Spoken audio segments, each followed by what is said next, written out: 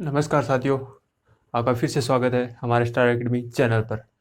और आज हम बात करेंगे परमाणु संरचना अर्थात एटॉमिक स्ट्रक्चर के बारे में बातचीत करेंगे।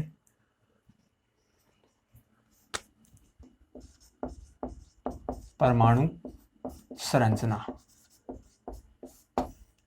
देखो एटॉमिक स्ट्रक्चर है तो परमाणु संरचना के बारे में हम बातचीत करेंगे।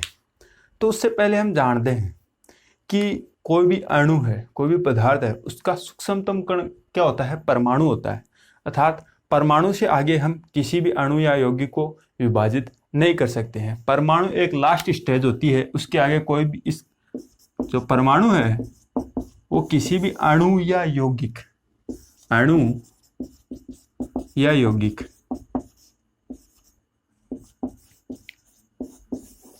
का अंतिम कण है। क्या है? अंतिम कण। इसके आगे हम इसको विभाजित नहीं कर सकते। अर्थात परमाणु जो है वो अविभाज्य कण है। क्या है? अविभाज्य कण है। अर्थात हम परमाणु को और ज्यादा विभाजित नहीं कर सकते, इसको पार्ट्स में विभाजित नहीं कर सकते, काट नहीं सकते, तोड़ नहीं सकते। ठीक है, तो परमाणु क्या है? अविभाज्य कण है। इसके बारे में हम जानकारी लेंगे। तो देखो, हम यौगिक है, यौगिक तत्वों से मिलकर बना होता है। ठीक है, अब तत्व अणु प्लस अणु से मिलकर बना होता है। अब अणु के अंदर होता है परमाणु। तो जो परमाणु होता है उसके बारे में आज हम अध्ययन करेंगे। ठीक है, तो देखते हैं।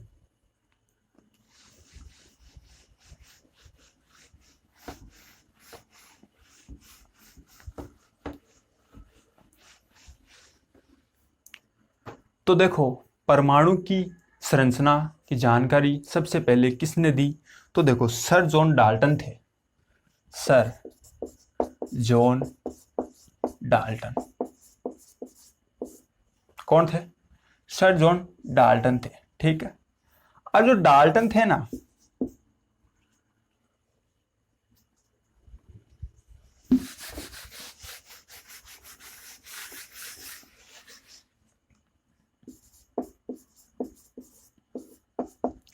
इन्होंने क्या किया कि सन 1808 में परमाणु के बारे में खोज की और बताया। क्या बताया देखते हैं। इन्होंने एक बुक लिखी, a system of chemical philosophy. John Dalton sir ने क्या एक सिस्टम ऑफ केमिकल फिलोसॉफी एक बुक लिखी। उसमें उन्होंने बताया, क्या बताया कि जो परमाणु होता है, परमाणु अविभाज्य कण है। परमाणु अविभाज्य कण है। ठीक है, दूसरा इन्होंने बताया कि परमाणु है, परमाणु प्लस परमाणु आपस में रासायनिक संयोजन करते हैं। क्या करते हैं? रासायनिक संयोजन। तो देखो, सर जॉन डाल्टन थे, उन्होंने क्या बताया? रासायनिक संयोजन की व्याख्या की कि कोई भी यौगिक है, कोई भी प्रोडक्ट है, वो उत्पाद है, वो किससे बनता है। तो उन्होंने किसकी व्याख्या की? रासायनिक संयोजन की कि परमाणु आपस में मिलके क्या करते हैं? रासायनिक संयोजन करते हैं। क्या करते हैं? रासायनिक संयोजन, जिससे अणु या यौगिक का निर्माण होता है। ये किसने बताया? सर जॉन डाल्टन सर ने बताया। अब सर जॉन डाल्टन सर को सबसे पहले इन्होंने ही अवधारणा नींव रखी। जो परमाणु संरचना है या परमाणु है, उसके बारे में नींव किसने रखी? सर जॉन डाल्टन ने। कौन से सन में? सन 1808 में। तो देखो, इन्होंने नींव रखी। तो इन्हें परमाणु का जन्मदाता, ठीक है, क्या कहते हैं इन्हें? परमाणु का जन्मदाता। अर्थात इन्हें क्या कहते हैं कि जो आधुनिक परमाणु संरचना, उसका जनक माना जाता है। किसको माना जाता है? सर जॉन डाल्टन को।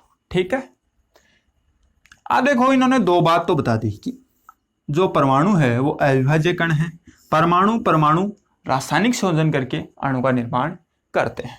अब उन्होंने आगे क्या बताया कि जैसे कोई तत्व है, अब तत्व है उसमें ये तो है नहीं कि एक ही परमाणु पाया जाता है, उसमें अलग अलग परमाणु पाए जाते हैं। ठीक है, बहुत सारे क्या पाए जाएंगे, परमाणु पाए जाएंगे, लेकिन ये एक ही तत्व के परमाणु, एक ही तत्व के परमाणु, एक ही तत्व के परमाणु है तो ये क्या होंगे, सभी समान होंगे, सभी समान होंगे। अब देखो सभी समान होंगे। ठीक है, दूसरी बात इसने क्या बताई कि इनका जो परमाणु द्रव्यमान है वो भी समान होगा। ठीक है, अब देखो भाई एक ही तत्व के परमाणु है, अब सभी एक ही तत्व के परमाणु होंगे तो देखो एक ही तत्व के परमाणु सभी समान होंगे। दूसरी बात इसने क्या बताई कि सभी परमाणुओं का परमाणु द्रव्यमान है वो भी समान होगा। ठीक है, अब देखो अलग अलग तत्व ले ले, ये मान लो एक अलग तत्व है, जैसे सिलिकॉन मान लिया, ये एक दूसरा तत्व ले लिया, इसमें भी परमाणु है, ये जर्मेनियम ले लिया। तो इसने क्या बताया कि अलग अलग तत्वों के परमाणु, जैसे सिलिकॉन के परमाणु और जर्मेनियम के परमाणु क्या होते हैं, अलग अलग होते हैं। दो अलग अलग तत्वों के परमाणु अलग अलग होते हैं। ठीक है, अलग अलग तत्वों के परमाणु अलग अलग होते हैं।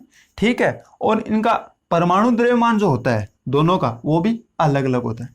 पहले तो इसने एक ही तत्व की कंपैरिजन की तो उसने देखा कि एक ही तत्व के सभी परमाणु समान होते हैं, किसी में भी फर्क नहीं पाया जाता। ठीक है, उनका द्रव्यमान परमाणु संख्या सभी क्या है, समान पाएगी। फिर उसने कंपैरिजन की दो तत्वों के बीच, तो कंपैरिजन दो तत्वों के बीच की तो उसने देखा कि दोनों तत्वों के अलग अलग परमाणु होते हैं, अलग अलग परमाणु संख्या होती है, अलग अलग परमाणु द्रव्यमान होते हैं। ठीक है, यह था सर जॉन डाल्टन का।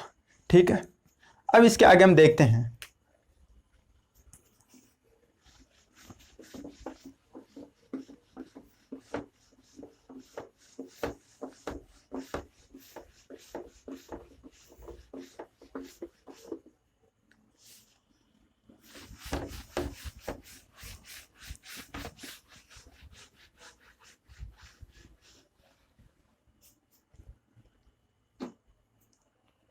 अब कई वैज्ञानिक आए,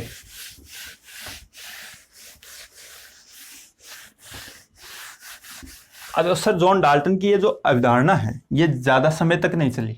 ठीक है, फिर कौन आए देखो, फिर आए जे थॉमसन। ठीक है, कौन आए, जे थॉमसन।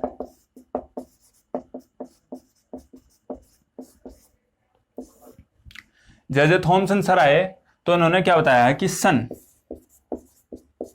1897 में, कब, सन 1897 में जे थॉमसन ने क्या किया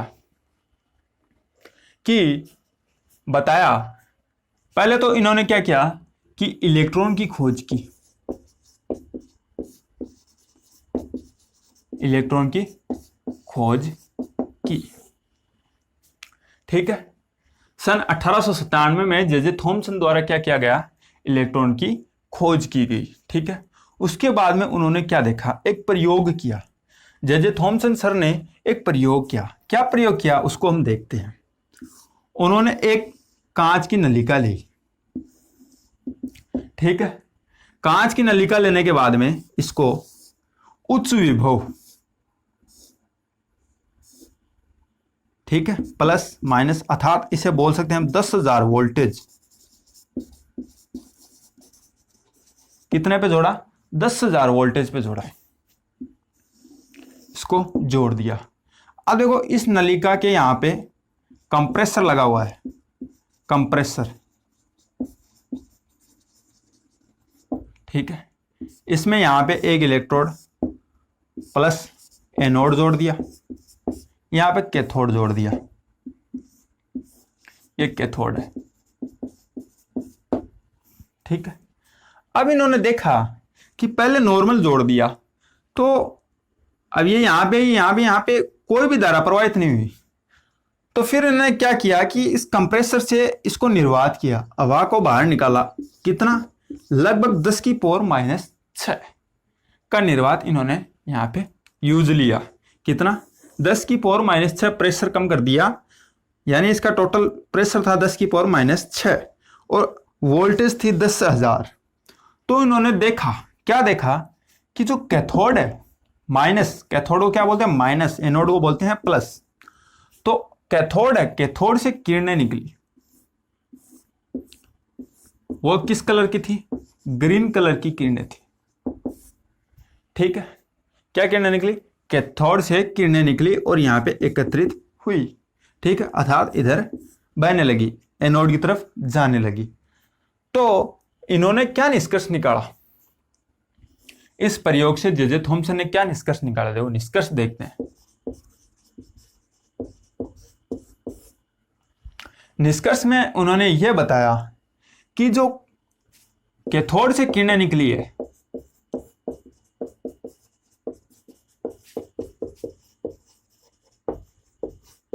कैथोड से किरणें निकली, तो इन्होंने इनको क्या नाम दे दिया?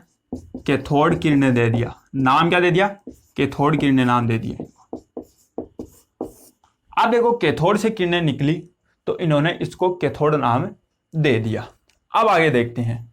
पहला नाम तो ये क्वेश्चन हो सकता है इसके ऊपर कि कैथोड किरणें किसे कहते हैं? तो कैथोड किरणें कैथोड से निकली हुई ऋणात्मक किरणें होती है, इसे कैथोड किरणें कहते हैं। ठीक है, अब देखो कैथोड किरणें निकलने के बाद में दूसरा पॉइंट उन्होंने बताया कि जो ये किरणें हैं, कैथोड किरणें, ये ऋणावेशित प्रकृति की होती है। क्या होती है? ऋणावेशित प्रकृति की होती है।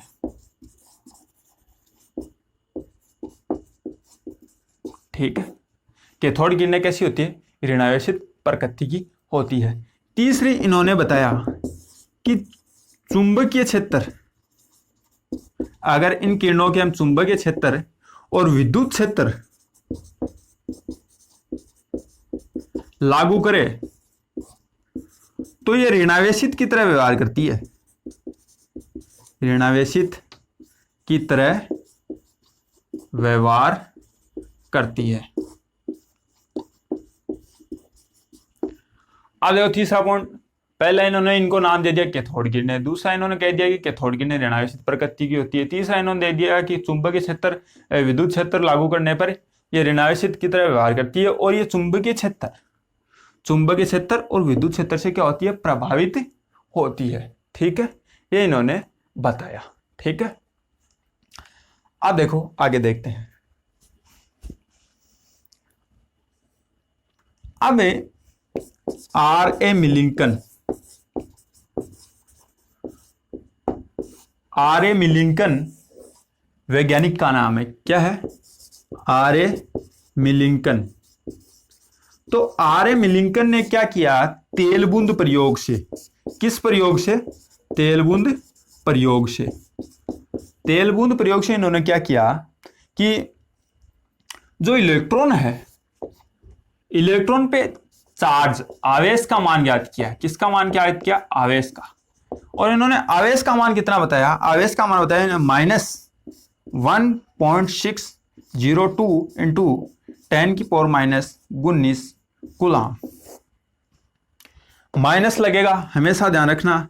इलेक्ट्रॉन का आवेश पूछे तब माइनस लगता है आगे, प्रोटॉन का आवेश पूछे तो प्लस के साथ 1.602 इंटू 10⁻⁻⁹ कूलाम होता है। यह प्रोटॉन का है और यह इलेक्ट्रॉन का है। तो इलेक्ट्रॉन के आवेश के बारे में किसने बताया? आर.ए. मिलिंकन ने बताया। और इलेक्ट्रॉन की खोज किसने की? जे थॉमसन ने। कौन सी सन में? 1897 में। ठीक है, आगे देखते हैं अब।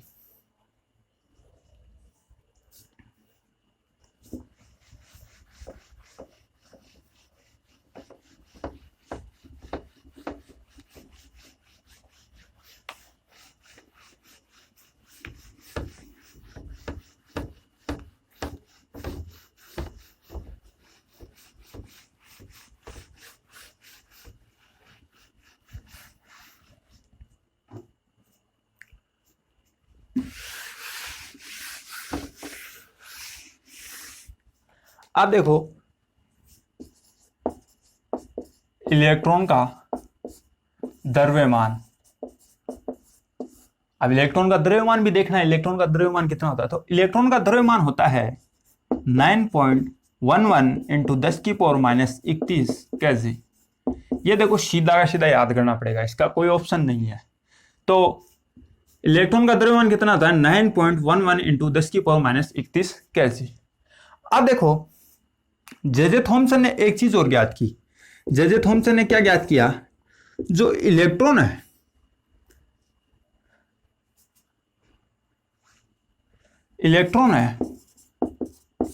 इलेक्ट्रॉन बट्टे द्रव्यमान अर्थात E बट्टे m का मान याद किया तो इसने कितना पाया 1.6 इंटू 10⁻18 कूलाम और ग्राम। ठीक है, जे थॉमसन ने इलेक्ट्रॉनों के लिए क्या किया कि E बट्टे m इलेक्ट्रॉन आवेश बटा द्रव्यमान का मान निकाला तो इन्होंने कितना प्राप्त किया कि 1.6 इंटू 10⁻18 कूलाम ग्राम प्राप्त किया। ठीक है, अब इसके आगे हम देखते हैं कि एक बात और, जो इलेक्ट्रॉन है वो इलेक्ट्रॉन परमाणु हम जानते हैं कि नाभिक में प्रोटॉन होता है और न्यूट्रॉन होता है। इसके बारे में हम आगे व्याख्या करेंगे। और इलेक्ट्रॉन, ये तीन मुख्य कण है, इलेक्ट्रॉन, प्रोटॉन और न्यूट्रॉन, ये तीनों मुख्य कण है। तो सबसे हल्का कण इलेक्ट्रॉन होता है तीनों में से। देखो इलेक्ट्रॉन परमाणु का सबसे हल्का कण है।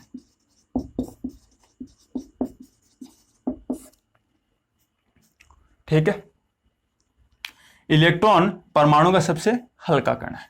ठीक है, ये चीज हो गई। अब आगे हम देखते हैं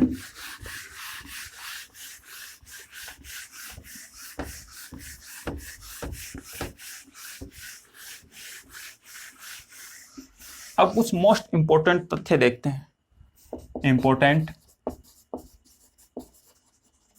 फैक्ट। तो इंपॉर्टेंट फैक्ट पहला देखते हैं कि जो हाइड्रोजन परमाणु है,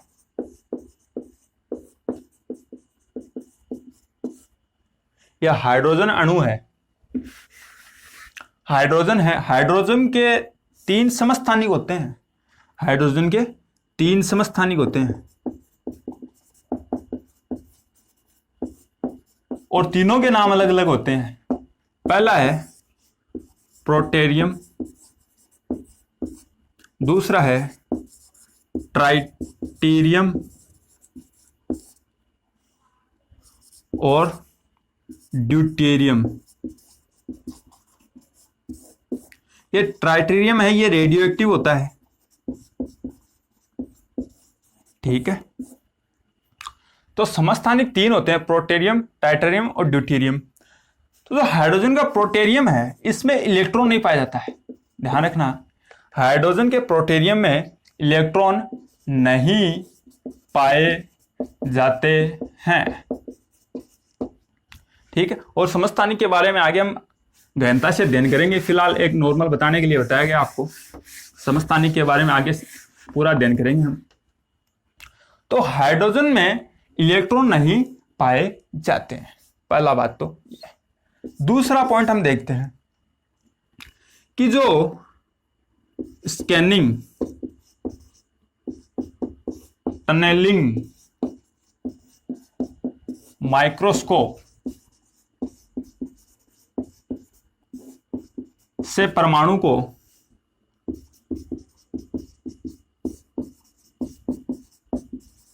देखा जाता है। किससे देखा जाता है परमाणु को? परमाणु को स्कैनिंग टनलिंग माइक्रोस्कोप से देखा जाता है। स्कैनिंग टनलिंग माइक्रोस्कोप से परमाणु को देखा जाता है। ठीक है, तीसरा पॉइंट हम देखें तो तीसरा पॉइंट यह है कि अकीरिय गैसों को छोड़कर, अकीरिय गैसों को छोड़कर, आप देखो अकीरिय गैस कौन सी होती है वो देखते हैं। तो वर्ग 18 के तत्व है, आवर्त सारणी का लास्ट का जो ब्लॉक है उसके सभी तत्व अकीरिय गैस कहलाते हैं। अकीरिय गैसों को छोड़कर, अर्थात इनके जो परमाणु है,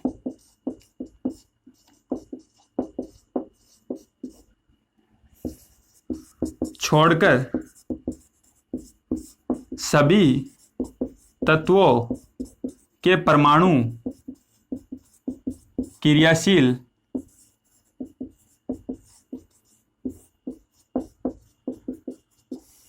होते हैं। तो अकीरिय गैसों को छोड़कर सभी परमाणु क्या होते हैं? क्रियाशील होते हैं। अकीरिय गैसों के जो परमाणु होते हैं वो क्रियाशील नहीं होते हैं, ठीक है, और सभी तत्वों के परमाणु क्रियाशील होंगे। चौथा पॉइंट हम देखें तो चौथा पॉइंट हमारा क्या है कि चौथा पॉइंट ये है कि हाइड्रोजन जो परमाणु है, हाइड्रोजन परमाणु की त्रिज्या सबसे छोटी होती है।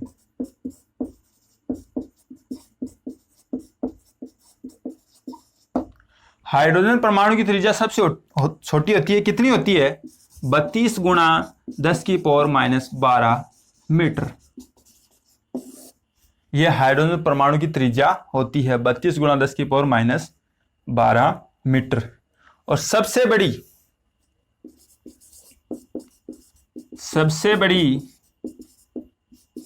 त्रिज्या सीजियम CS की होती है। सबसे बड़ी त्रिज्या किसकी होती है?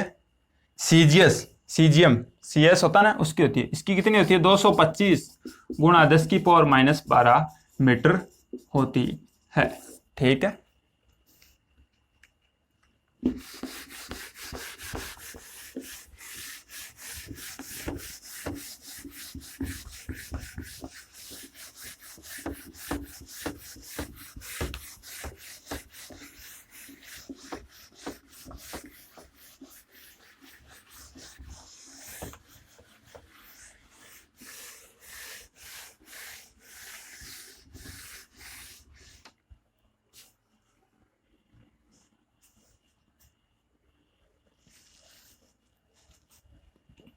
अब देखो, जो जे थॉमसन था, अब जे थॉमसन ने क्या बताया कि जे थॉमसन ने बताया कि ये कोई परमाणु है, ठीक है, और इसमें इलेक्ट्रॉन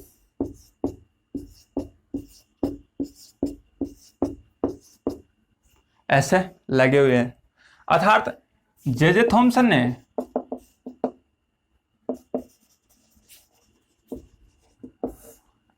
जे थॉमसन ने यह बताया कि जो परमाणु मॉडल है, जे थॉमसन का परमाणु मॉडल था, जे थॉमसन का परमाणु मॉडल, तो जे थॉमसन ने परमाणु मॉडल ने यह बताया कि परमाणु मॉडल ये तरबूज की तरह होता है। किसकी तरह होता है? तरबूज की तरह। इसमें इलेक्ट्रॉन क्या होते हैं? तरबूज के बीज के समान दशे रहते हैं। तरबूज के बीज के समान दशे रहते हैं। और जो लाल भाग होता है, जो तरबूज में लाल भाग होता है, इन्होंने उनको बताया कि ये क्या होता है? धनावेश होता है या धनायन होता है, ठीक है। जो तरबूज में खाने योग्य पदार्थ होता है जिसे गिरी बोलते हैं, वो होता है धनायन, ठीक है। और बीजों को क्या बताया इसने? इलेक्ट्रॉन का रूप दिया, ठीक है। इस तरह उन्होंने परमाणु मॉडल को एक तरबूज की भांति बताया और इसको वैसे प्लम पुडिंग यह परमाणु मॉडल जे थॉमसन द्वारा दिया गया, ठीक है।